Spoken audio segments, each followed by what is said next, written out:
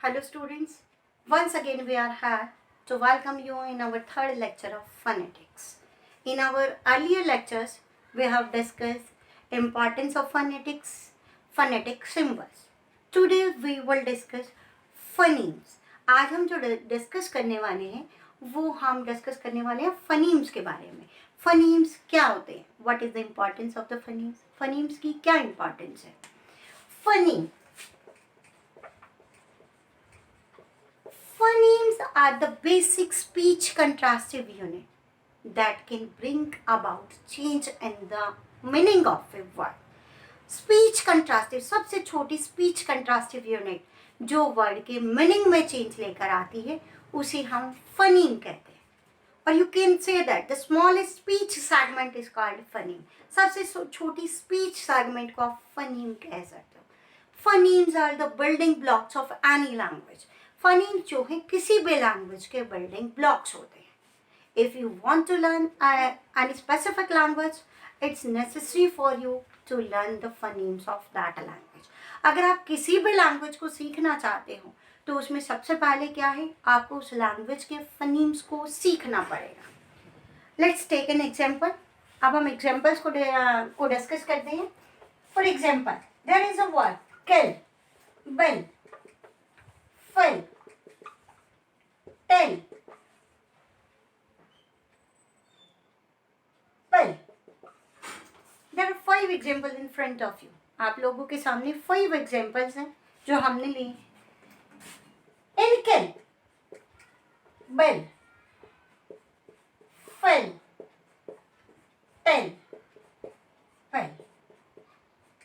We have changed the initial phoneme in these words. हमने क्या किया, इन वर्ड्स में इनिशियल पोजीशन पर जो फनीम्स थे उनको चेंज किया. और आपने देखा कि जैसे ही हमने इनिशियल पोजीशन पर फनीम्स को चेंज किया तो वर्ड का मीनिंग ही चेंज हो गया. तो हमने क्या कहा, basic speech contrastive unit that can bring about change in the meaning of a word. सबसे छोटी स्पीच कंट्रास्टिव यूनिट जो चेंज लेकर आती है मीनिंग में उसको हम क्या कहते हैं, phonemes. They are the building blocks. Building blocks क्यों है? जैसे ही हमने एक फनीम को चेंज किया वर्ड का पूरी तरह से मीनिंग चेंज हो गया. अब हम आगे अपने एग्जांपल्स लेते हैं. सेंट्रल पोजीशन पर, सेंट्रल पोजीशन पर हमने लिया example bed, beat, but, but,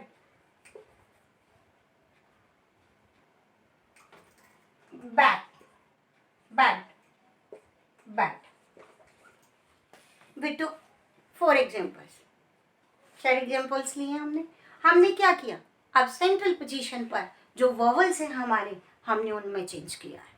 first initial position पर हमने अपने कॉन्सोनेंट्स में चेंज किया था. सेंट्रल पोजीशन पर हम अपने वॉवल्स में चेंज करते हैं. और जैसे ही हमने वॉवल्स में चेंज किया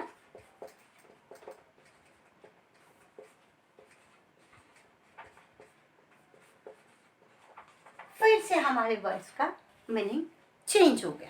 तो जैसे ही हम माइनर सा चेंज, एक सिंगल सेगमेंट को, स्पीच सिंगल सेगमेंट को जैसे ही हमने चेंज किया हमारा जो वर्ड है उसका मीनिंग चेंज हो जाता है.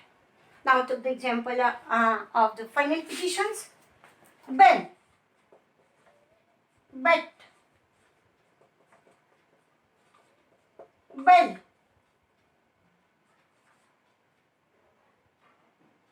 Ben, big. अब हमने क्या किया, इन 4 एग्जांपल्स में अपनी फाइनल पोजीशन के जो फनीम्स हैं उन फनीम्स को चेंज किया है. Ben, bet, bell, big. जैसे ही हमने अपनी फाइनल पोजीशन पर फनीम्स को चेंज किया वैसे ही हमारे फिर से वर्ड्स के मीनिंग चेंज हो गए.